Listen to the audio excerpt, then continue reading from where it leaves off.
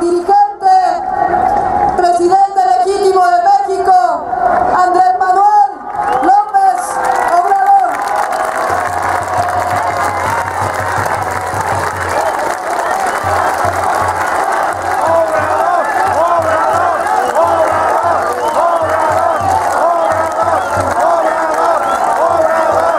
Amigas, amigos,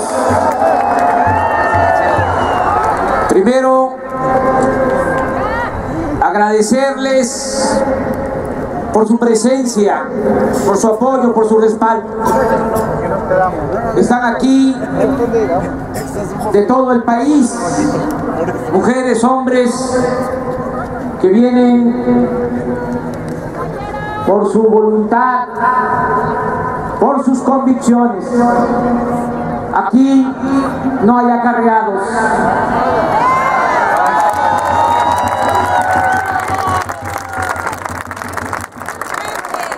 Les agradezco su presencia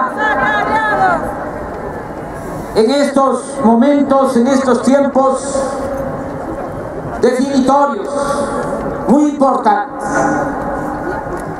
Como todos sabemos, el Tribunal Electoral decidió validar la elección presidencial a pesar de las evidentes violaciones a la Constitución y a las leyes. Muy poco tengo que decir sobre lo torcido del proceso electoral, porque casi todo es de dominio público. Si acaso subrayo, aunque tampoco es novedad, que se violó el artículo 41 de la Constitución, que establece que las elecciones deben ser libres y auténticas. El distintivo de esta contienda fue el uso del dinero a raudales para comprar millones de votos. En los hechos, el candidato del PRI rebasó por mucho los topes de gastos de campaña que establece la ley, y aunque se demostró el uso de dinero de procedencia ilícita, prevaleció el cinismo y la impunidad. Tampoco hubo equidad en la actuación de los medios de comunicación. Por el contrario, la mayoría de los periódicos, la radio y sobre todo la televisión, en especial Televisa y Milenio, se convirtieron en los principales patrocinadores de Peña Nieto. Ante estas violaciones, las autoridades electorales se hicieron de la vista gorda. Los consejeros del IFE y los magistrados del TRIFE demostraron que son personajes sin convicciones, acomodaticios, escogidos a modo para formar parte del engranaje del régimen antidemocrático que predomina. Se podrá replicar que esto ya lo sabíamos y que a pesar de ello decidimos participar en la contienda. Sin embargo, puedo argumentar, ese es mi punto de vista, respeto otras opiniones. Pienso que siempre debe intentarse la transformación por la vía pacífica y electoral. Respeto otros puntos de vista, pero no considero a la violencia como alternativa.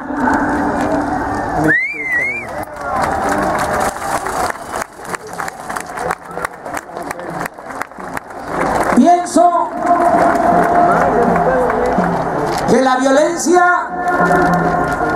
produce más sufrimiento y se terminan imponiendo con mayor facilidad quienes no tienen la razón, pero cuentan con el aparato de fuerza para reprimir.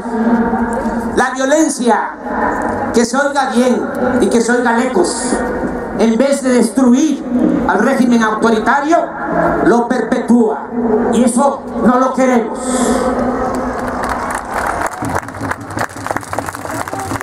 Al mismo tiempo, mantengo la convicción de que aún en condiciones difíciles, adversas, enfrentando a los poderes más siniestros, se pueden lograr cambios profundos, siempre y cuando exista una voluntad colectiva dispuesta a ejercer a plenitud sus derechos y a no permitir ningún régimen opresor. Sostengo, esa es mi creencia, mi fe, mi convicción, que cuando el pueblo decide ser dueño y constructor de su propio destino, no hay nada ni nadie que pueda impedirlo.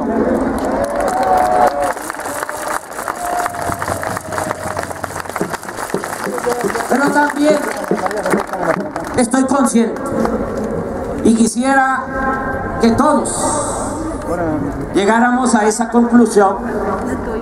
Este proceso virtuoso de toma de conciencia y participación ciudadana no es fácil de lograr.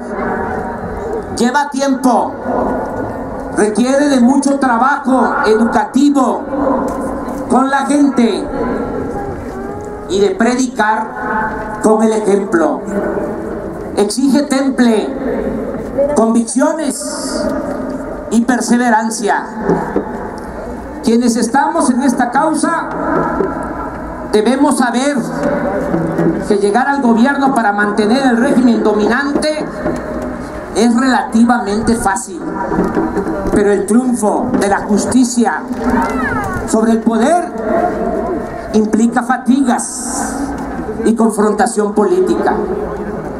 Los procesos de cambio estructurales suelen ser lentos y complicados, pero son indispensables y gloriosos. Basta con recordar la historia para ubicarnos. Hidalgo proclamó la abolición de la esclavitud y ese anhelo de justicia se hizo realidad un siglo después. Las reformas liberales se consumaron luego de 30 años de cruentas luchas internas y de invasiones extranjeras. En 1910, Francisco I. Madero, apóstol de la democracia, convocó al pueblo a la revolución para derrocar a la dictadura porfirista con el lema de sufragio efectivo, no reelección. Y aún cuando se avanzó en la atención de demandas sociales, todavía no hay democracia en México. De modo que no es sencillo lograr una transformación pacífica y profunda como la que nosotros queremos y necesita el país.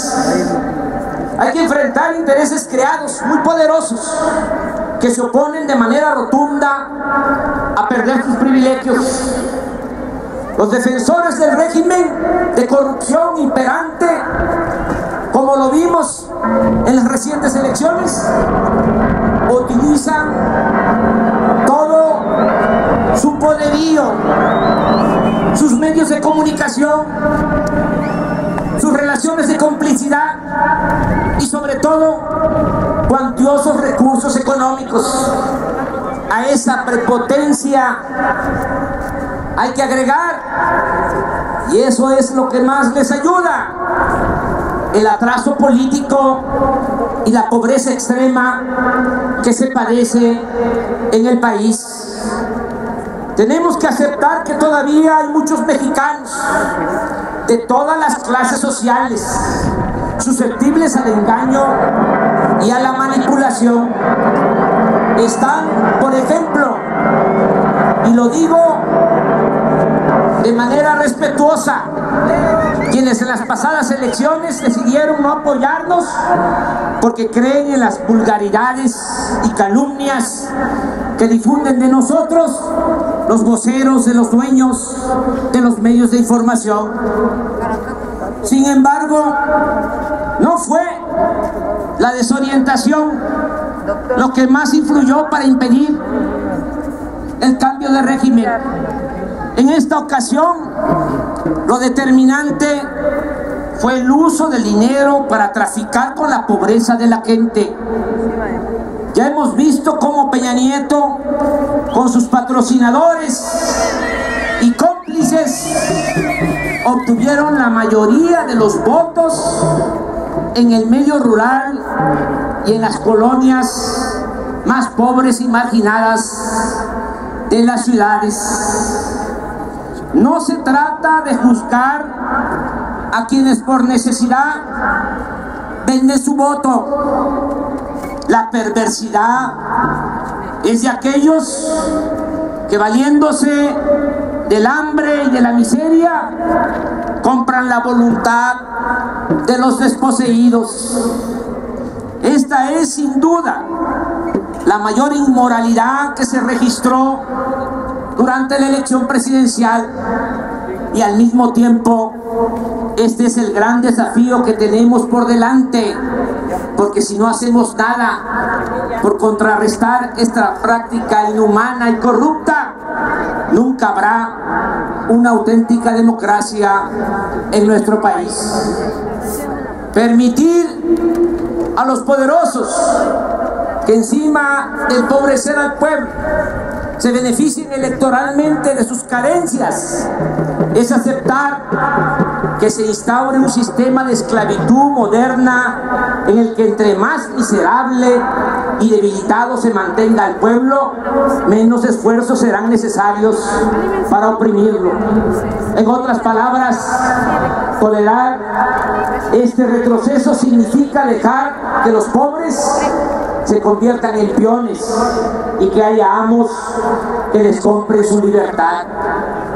Enfrentar esta infamia es una razón más para seguir adelante.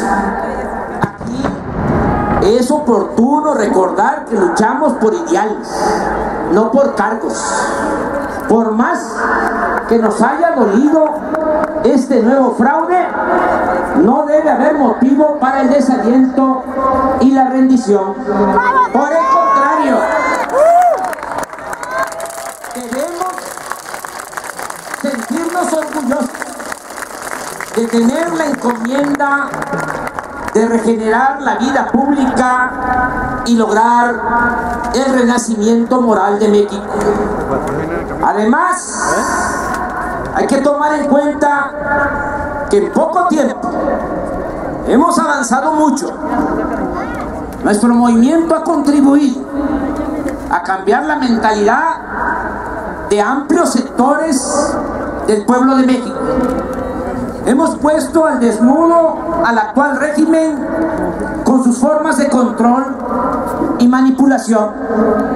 Se ha hecho evidente que el PRI y el PAN representan lo mismo, que no hay diferencia entre el Bester Gordillo, Carlos Salinas, Ernesto Zedillo, Vicente Fox, Diego Fernández de Ceballos, Felipe Calderón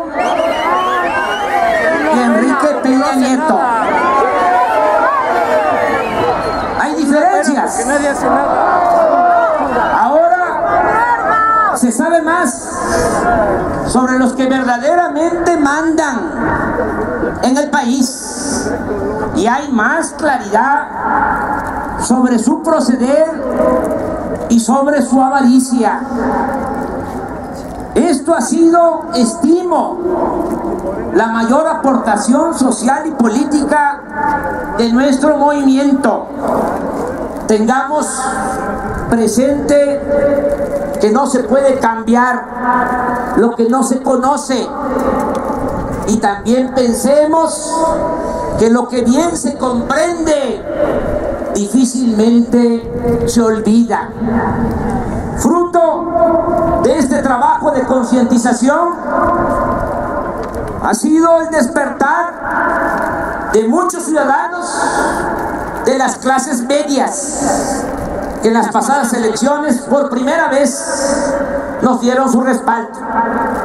Aquí aprovecho para mandarles el mensaje de que nunca traicionaremos su confianza. Somos testigos también, somos testigos del surgimiento del movimiento estudiantil de nuestro tiempo, el Yo Soy 132.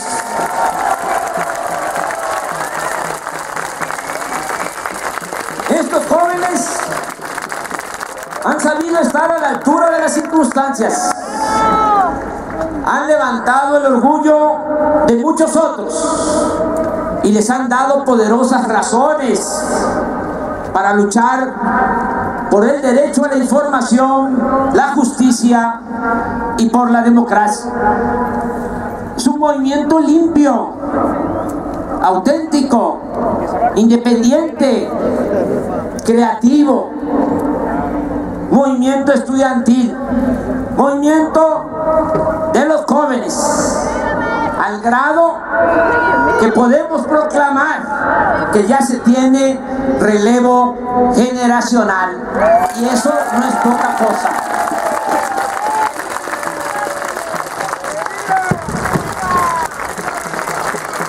Abro un paréntesis para reconocer que hubo ciudadanos de todos los sectores que nos ayudaron a convencer a empresarios y a integrantes de clases medias que debido a las campañas de desprestigio mantenían una mala imagen de nosotros. Solo menciono, por no poder hablar de todos, a Alfonso Romo, a Demián Bichir, a León Larregui, a Jimenio Ibarra, a Luis Mandoki, a Manuel Cloutier, a Dolores Heredia, a Tomás López Rocha, a Paco Ignacio Taigo, a Lorenzo Rojas Guzmán y a María Antonieta Lazo.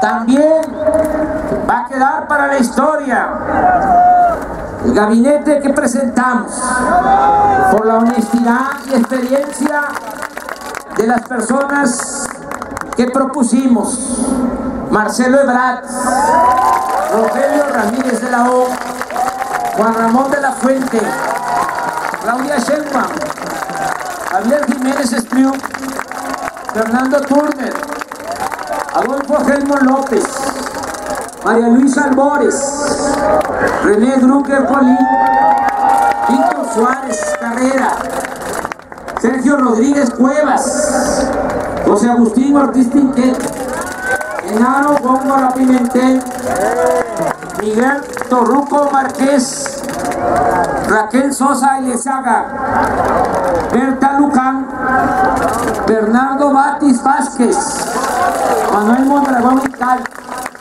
Elena Poniatowska, Jorge Eduardo Navarrete y el ingeniero Cuauhtémoc Cárdenas Solórzano.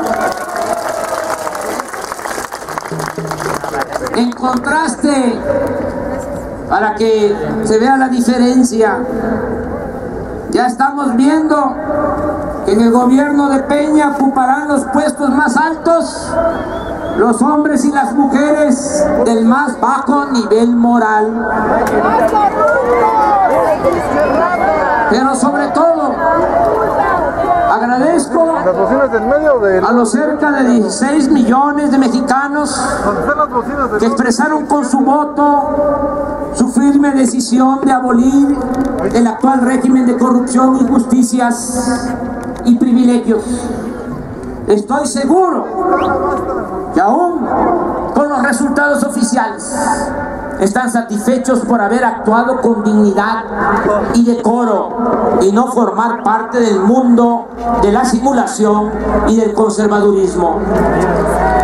A todos, mujeres y hombres de México, a todos los que participan en este movimiento les digo que nadie se desanime, que no debemos decir adiós a la esperanza. Tengo elementos para afirmar que el actual régimen está en su fase terminal, ya caducó, carece de consenso. La mayoría de los mexicanos no lo respalda, aunque muchos no lo expresen abiertamente. Baste decir que a pesar de tratarse del supuesto regreso del PRI a Los Pinos, la gente no festejó. Al contrario, hay duelo nacional. El pueblo tiene un instinto certero y sabe que por desgracia nada bueno se puede esperar, que continuará el empobrecimiento, la corrupción, la inseguridad y la violencia. A los hombres del régimen solo les queda el dinero y el aparato de manipulación y fuerza, pero el dinero no lo es todo, no es Dios. Sí, la gente los aguanta. Deja de dominar en la medida en que la gente va tomando conciencia. Ahí está el ejemplo de millones de pobres que a pesar de sus necesidades no vendieron su voto. Asimismo, el control que ejercen los potentados a través de los medios de comunicación es cada vez menos determinante. El caso Peña Nieto es un ejemplo. Pensaron que bastaba con la publicidad, con lo mediático, y no les resultó. Tuvieron que recurrir a la compra de voluntades.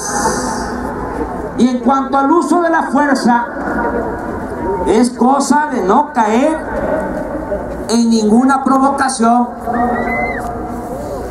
no dar pretextos para que los violentos nos acusen de violentos,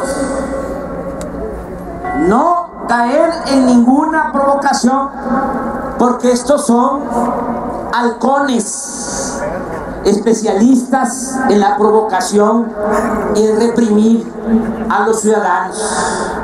Eso lo tenemos que tener muy presente. Nuestro movimiento ha sido, es y seguirá siendo pacífico. Y también debe de quedar claro, un dirigente puede poner en riesgo su vida, pero no tiene el derecho de poner en riesgo la vida de los demás.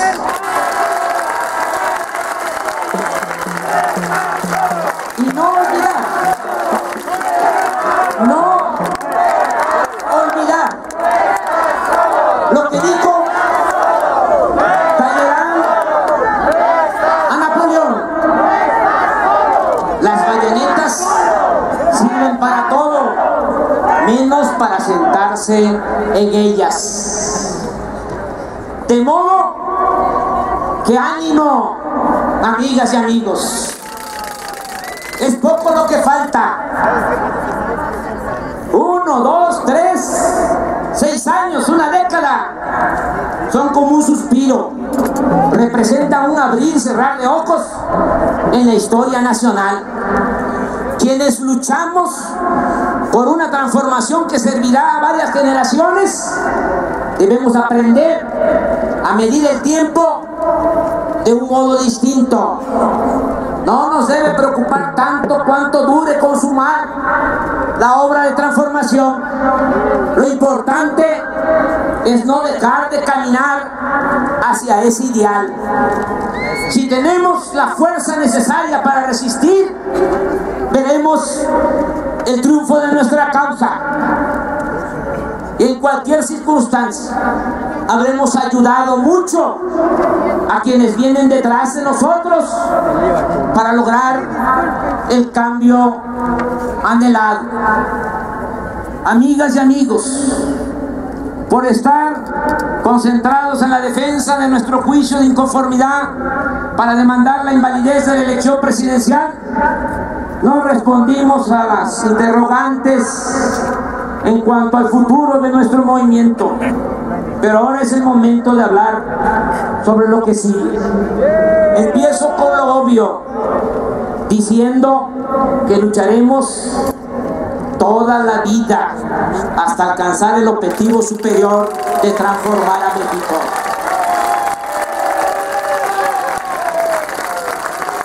Con mucha claridad, hace unos días expresé mi rechazo al fallo del Tribunal Electoral que declaró válida la elección presidencial. Dije que nunca vamos a jugar el papel de paleros del régimen antidemocrático. Por el contrario, y lo decimos con franqueza, así como ellos se esmeran en mantener el régimen de corrupción, nosotros estamos empeñados en abolir ese régimen de corrupción, de injusticias y de privilegios. Y no vamos a dar tregua, ni vamos a otorgar ninguna ventaja. Considero que haríamos mal en darle vuelta a la página como si nada hubiese pasado. Sería tanto como prestarnos para dejar cancelada en los hechos la vía democrática. Tenemos que pensar que en todos nuestros actos deben estar presentes los jóvenes, las nuevas generaciones. No tenemos nosotros derecho a cancelar el futuro de millones de mexicanos. Tenemos que dejar siempre a salvo el derecho de las nuevas generaciones a vivir con justicia y dignidad. En consecuencia, reitero, no voy a reconocer a Peña Nieto como presidente legítimo de México.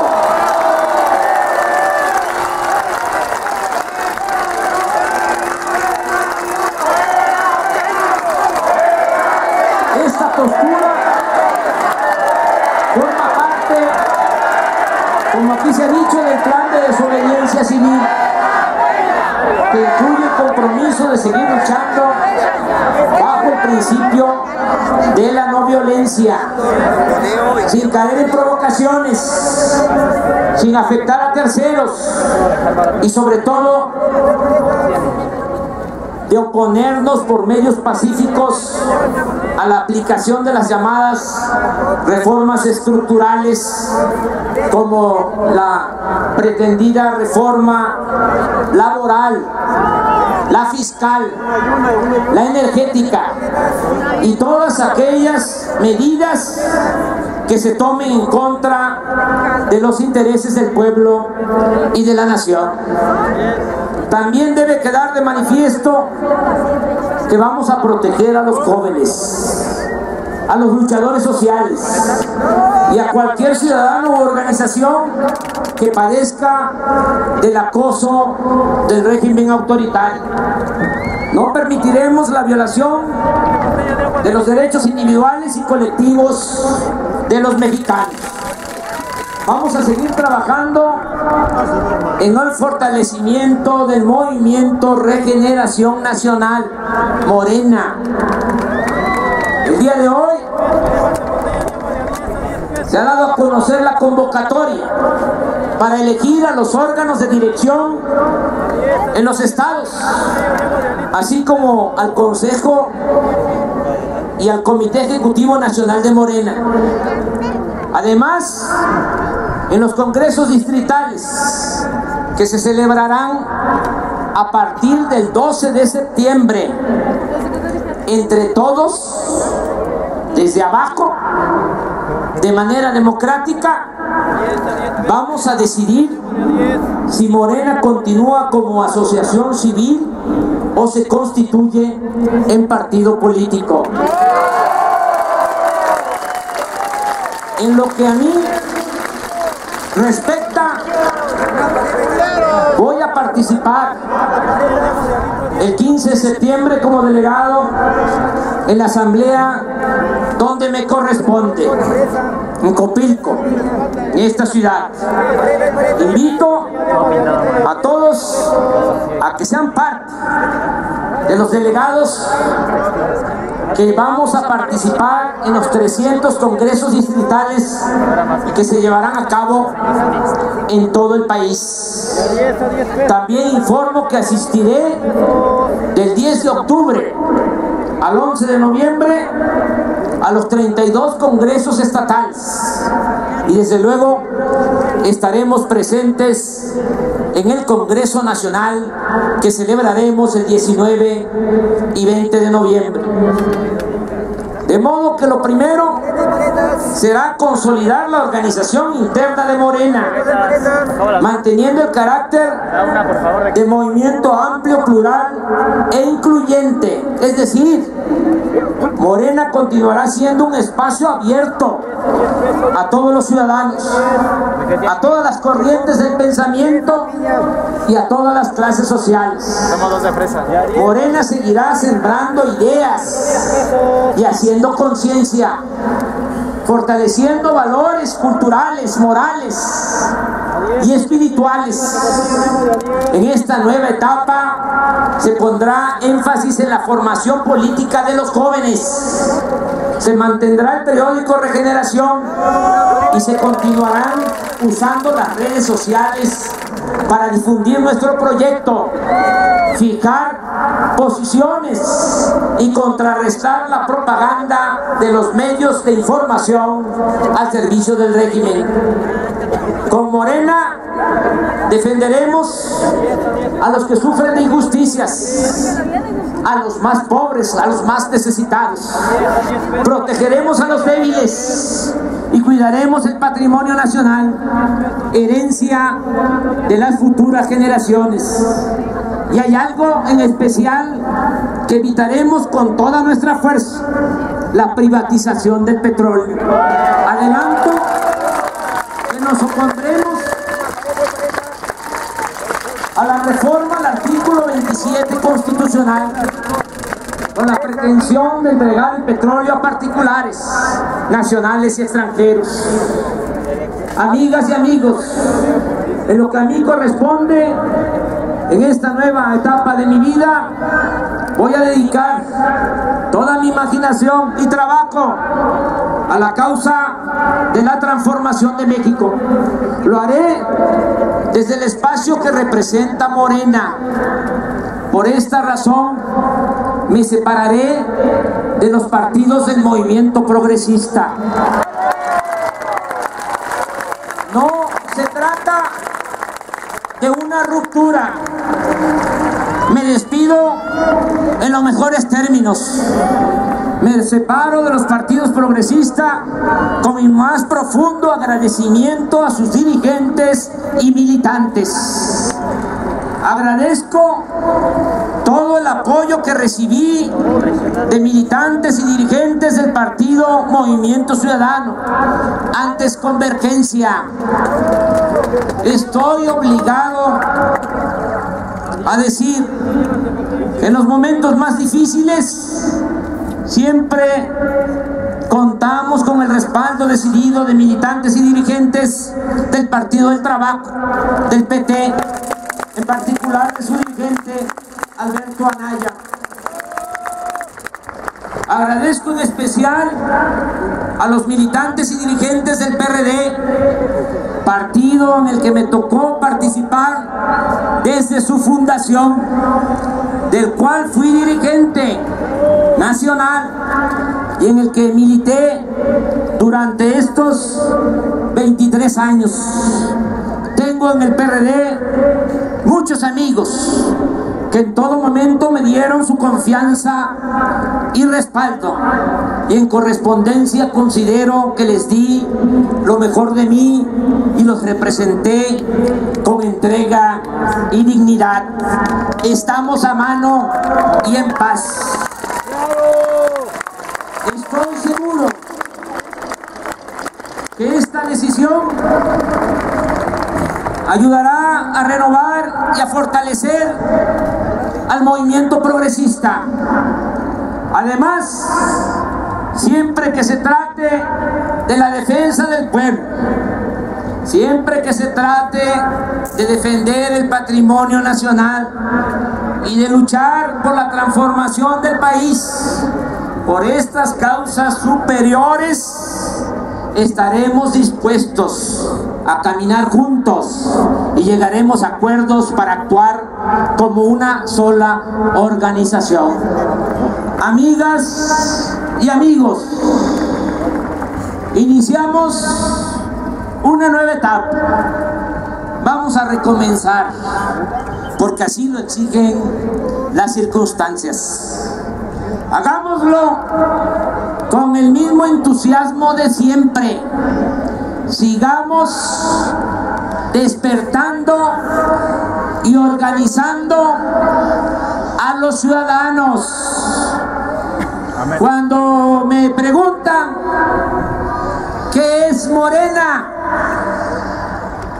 y me piden que lo diga de manera breve unas cuantas palabras, Morena es organizar, concientizar, defender al pueblo y a la nación. Eso es Morena.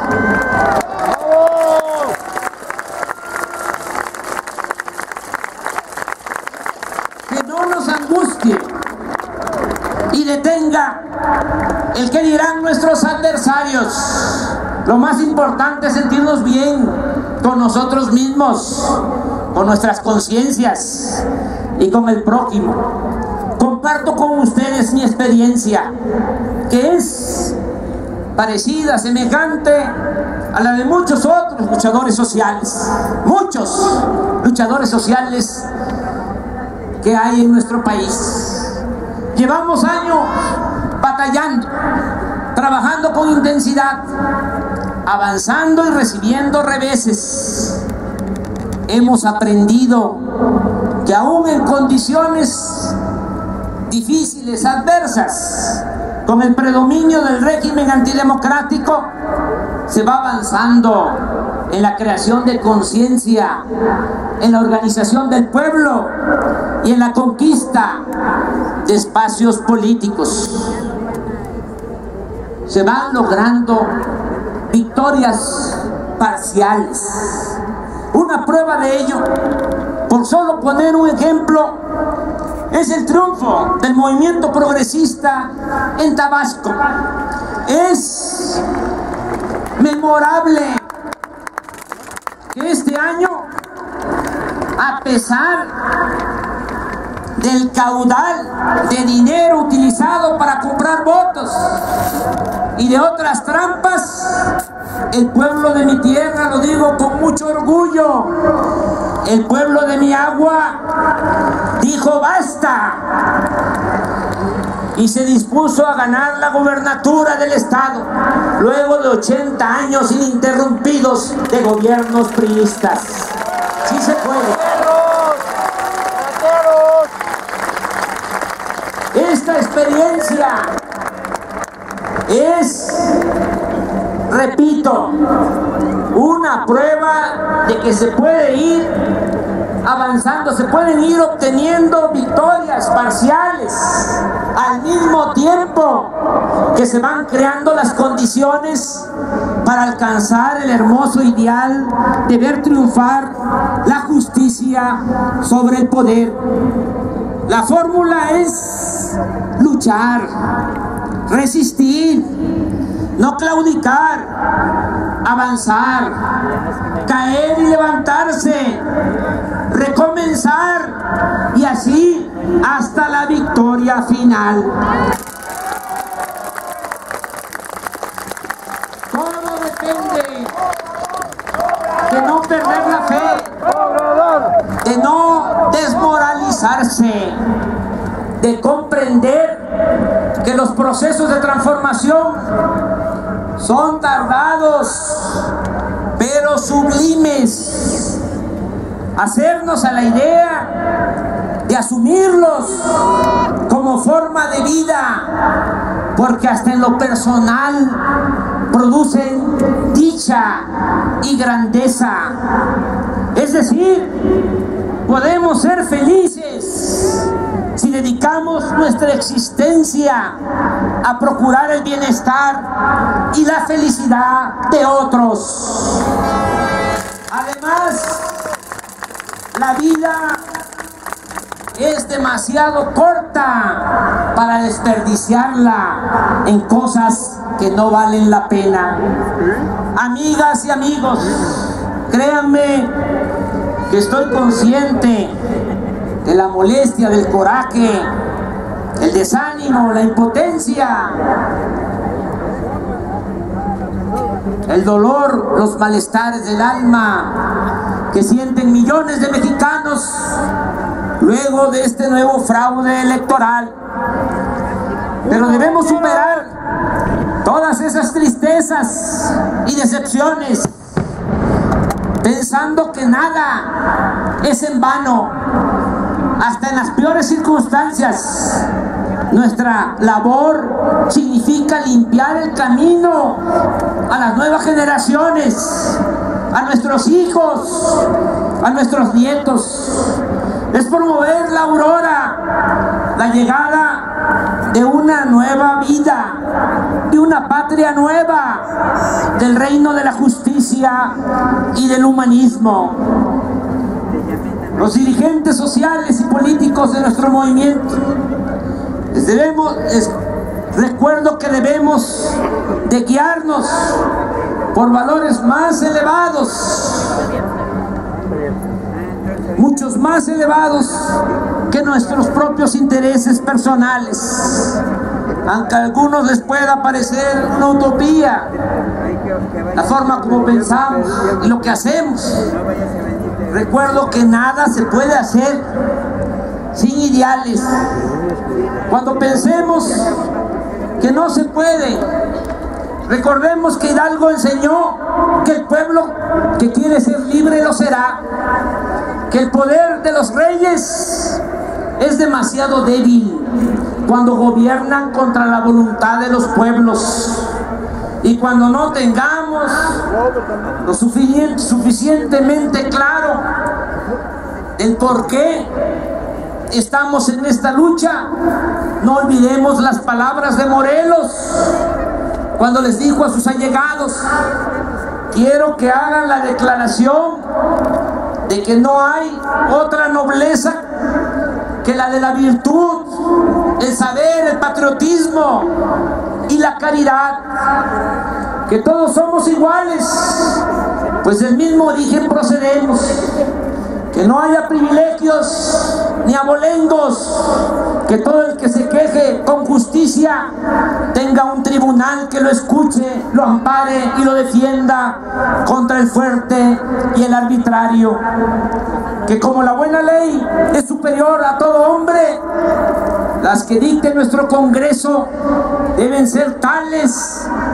a que obliguen a constancia y patriotismo, moderen la opulencia y la indigencia, y de tal suerte se aumente el jornal del pobre, que mejoren sus costumbres alejando la ignorancia, la rapiña y el hurto, que se eduque a los hijos del labrador y del barretero como a los del más rico hacendado y dueño de minas.